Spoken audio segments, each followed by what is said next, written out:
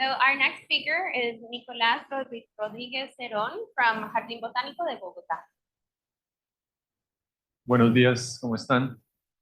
Mucho gusto, mi nombre es Nicolás Rodríguez. Actualmente me desempeño como coordinador de la colección viva de El Tropicario y les voy a hablar un poco hoy de lo que ha sido el proceso de establecimiento de esta nueva colección que nosotros llamamos ecosistémica, para ver de pronto cómo ella se puede convertir en un modelo novedoso para la conservación de especies, la conservación ex situ de especies del bosque seco.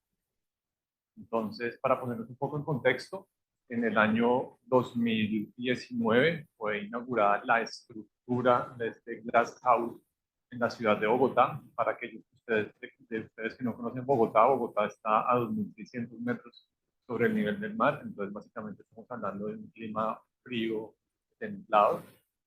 Y este tropicario nace como una necesidad del Jardín Botánico de Bogotá de ampliar, digamos, el espectro de conservación. El espectro de conservación del Jardín Botánico de Bogotá está enfocado en los ecosistemas que rodean a Bogotá y la sabana, es decir, bosque altoandino, bosque de niebla y páramo. Y con el tropicario, pues, queríamos trabajar en los ecosistemas claves de Colombia, como son la selva húmeda tropical, el bosque seco y el superpáramo. Entonces, en este tropicario tenemos 4 colecciones ecosistémicas. Como les mencioné, una que está basada en la selva húmeda tropical, diferenciado pues turísticamente por especies de Amazonas o de Chocó, una colección de superpáramo, una colección de bosque seco, que es lo que les voy a estar, de lo que les voy a estar charlando en estos 8 minutos que me quedan, y una colección temática de plantas útiles y una colección temática de lo que nosotros llamamos un acrónimo pues muy institucional, que son familias con especies muy amenazadas, como por ejemplo orquídeas y bromélias. Entonces, como les mencioné, el principal objetivo pues, del tropicario era expandir el espectro de conservación del jardín, y para eso, pues entonces se enfocó en la representación de ecosistemas de tierras bajas, como por así decirlo, de Colombia, y una representación de un ecosistema como el superpáramo. Esto, digamos, ha sido también parte, digamos, de una estrategia del jardín en consolidar una nueva aproximación a este tema de la horticultura, de la conservación. Y, por supuesto, como un tema que ayer fue bastante recurrente, que me hablaron bastante de ello, y es cómo llevarlo a la gente. También tenemos una línea, un objetivo principal de esa apropiación social de conocimiento. Entonces, digamos que la consolidación de esta aula era una aula viva, un aula para que la gente que visita el jardín desde Bogotá, muchos de ellos no han visitado, digamos, el Amazonas o el bosque seco, no tienen entendimiento de él, entonces como que les pone ahí de primera mano para entenderlo, y en la medida en que lo entiendan, lo pueden, digamos, comenzar a valorar un poco mejor. Respecto al bosque seco, entonces, esta colección pues, fue creada con el propósito de preservar algunas plantas representativas del ecosistema, no solo el bosque seco, sino también los otros enclaves xerofíticos que hay en el país, y recopilar información sobre el cultivo y propagación de estas especies. Principalmente, digamos, el esfuerzo se enfoca en especies obviamente nativas, en lo posible endémicas, y es también posible encontrar algunas especies que les quepan o que estén encasilladas en alguna categoría de amenaza, ¿cierto? O de riesgo. Y en ese sentido, como les mencioné anteriormente, en octubre del 2019 empezamos a sembrar la primera planta en el tropical, en el bosque seco. Nosotros veníamos con las estrategias digamos, de propagación casi desde el 2017. Pues ha sido un trabajo de varias personas y colaboradores durante estos años. Por ejemplo, aquí hemos tenido unas semillas de esta especie que ha salido últimamente en las presentaciones, el barrigón de Chicamocha, una especie poco cultivada, y sobre todo pues afuera de su piso climático, por así decirlo. pues entonces ha sido todo un reto. Las estrategias, digamos, de enriquecimiento o de obtención del material ha sido expediciones botánicas a zonas de enclaves secos del país para colectar pues, fuentes semilleras, esquejes, incluso hemos movilizado algunos bloques de individuos, pero también ha sido importantísimo la colaboración con otros jardines botánicos, con el Jardín Botánico de Cartagena, hemos adquirido parte del material que estuvieron pagando, con el Jardín Botánico de Medellín. También, digamos, ha habido unos intercambios importantes de material que hemos pagado históricamente, no propiamente para Bosque Seco, pero sí para la otra colección de Chocó, y esperamos ahorita que está hablando con Álvaro de pronto planear algo a futuro para pues, seguir como con esta estrategia de colaboración. Entonces, esto es más o menos como lucía la colección un poquito antes de la pandemia. De pronto, contrario a lo que les pasa a muchos, a nosotros la pandemia nos dio un tiempo para preparar la colección para abrir al público. En un principio estaba pensado para abrirse a mitad del 2020 y eso se retrasó a abril del 2021, lo cual nos llevó un poco más de tiempo para empezar a centrar la colección y pues que el público pues no se estrellara, por así decirlo, con un ambiente como tan árido, no con esta colección, sino en las demás. Entonces, entre octubre del 2020, entre octubre del 2019, perdón, y junio del 2020, la colección, digamos, nosotros consideramos que fue establecida y se sentó como la línea base de la colección de Bosque Seco del Tropicario. Ella contaba con aproximadamente 93 individuos, 40 especies.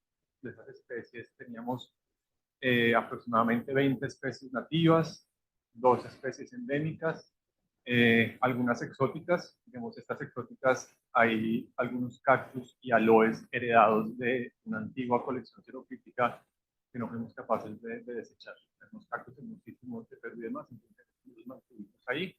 Esto les cuento un poco como para que la gente igual comprenda que hay otros ambientes xeropíticos en otros lugares y tengan un punto de comparación, digamos, entre las floras que se pueden estar en Colombia en otros lugares y también algunas suculentas, principalmente algunas euforbiáceas. Lo mismo, también enfocado a que la gente entienda que una euforbiácea para nosotros es obvio, no es igual que una cactácea, etcétera, etcétera, como enfocado en eso, en la educación de las personas. Y de esas especies, unas 20 aproximadamente cabían en alguna categoría de amenaza.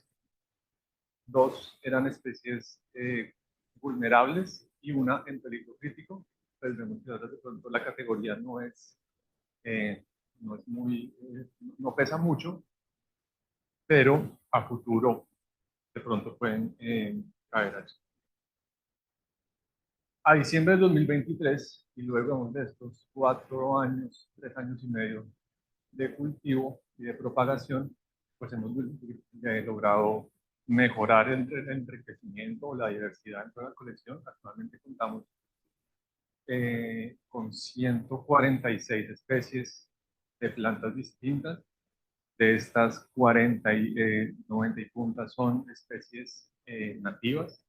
Y vemos que pues ya a poquitos, en un esfuerzo de 3 años, hemos logrado aumentar la representatividad de especies importantes dentro del bosque seco. Incluimos, digamos, algunas especies en categoría crítica y pues en general, digamos, si volvemos a la diapositiva anterior, es evidente, esa foto es tomada en el mismo ángulo casi, porque si la tomaba no se veía nada, pero se puede ver cómo en pocos años han estado creciendo las especies. ¿Listo? Respecto entonces a estas especies que se encuentran en categoría crítica, en peligro, perdón, tenemos estas especies como las representativas. Ahí yo revisando la presentación me di cuenta que Cesalpinia ébano y toco un poco un tema que se habló la vez pasada sobre la identificación taxonómica o la actualización taxonómica. Cesalpinia ébano ahora se llama Lidia puntuata y eso hace un poco que la categoría de riesgo cambie, ¿no? Creo que ahora caen vulnerables, si no recuerdo mal. Entonces, pues, importante estar en un proceso de curaduría. Pero pues en general lo que ustedes están viendo ahí son árboles, digamos, este es el Cabanilacea, uno de los Cabanilacea que teníamos desde semilla, ya tiene aproximadamente 2,50 metros, entonces vemos que van creciendo. ¿Sí?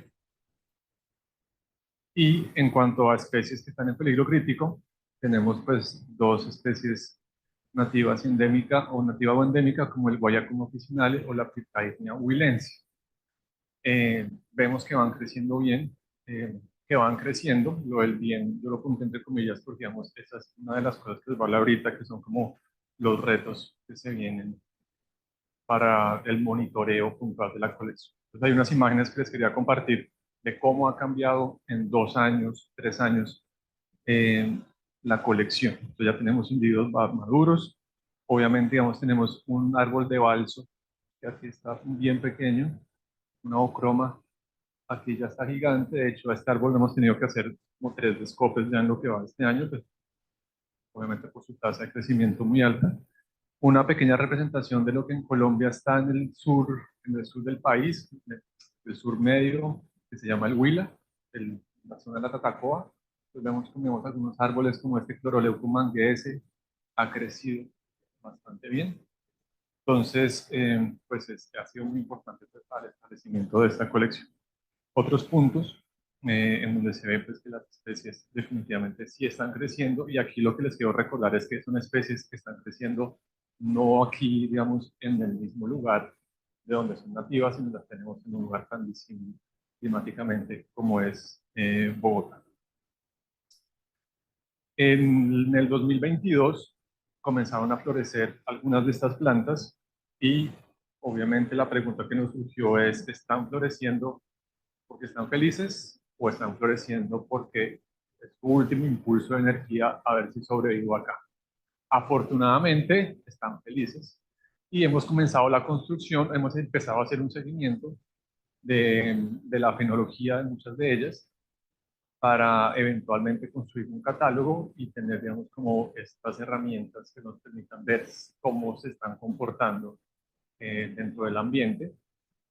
Como lo mencionaban ahorita, creo que Andrew Wyatt, que se vuelve un laboratorio vivo, digamos aquí ya puede uno empezar a hilar y a buscar investigaciones, por ejemplo, comparar si para una especie dada que está floreciendo en septiembre, lo mismo está ocurriendo con esta especie en su estado silvestre, en fin, empieza a volverse no solo, digamos, una clase o una aula viva para los visitantes, sino también un centro de experimentación pues, para estudiantes y demás, o para uno mismo como investigador.